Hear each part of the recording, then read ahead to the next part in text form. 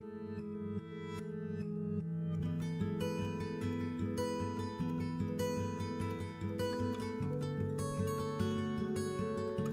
other day we went to hang out with some friends and just enjoy fall and pick some apples, and while we were there we decided to press some fresh cider. I don't know if you've ever had unprocessed cider before, but the flavor is awesome. It's really hard to buy cider at the store, especially once you've tried the real thing. What's even harder is when you go in and you find one of those juices that says genuine apple cider, but it only contains 10% juice. If 9 out of 10 ingredients are something other than apples, can you really call it apple cider? I mean, for real, let's call it what it is. It's funny though, because don't we do the same thing with the label Christian?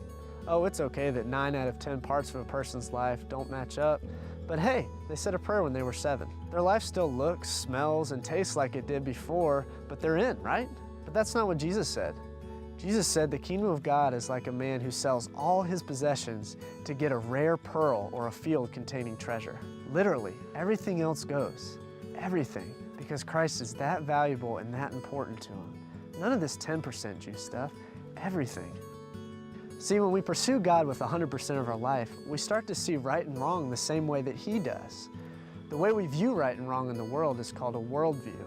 And when we look at things as right and wrong the same way God does, that's called a biblical worldview.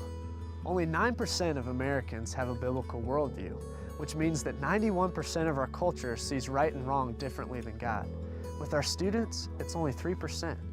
3% of our students see right and wrong the same way that God does. This is why it's so important to understand what we believe and to know that what we believe is really real.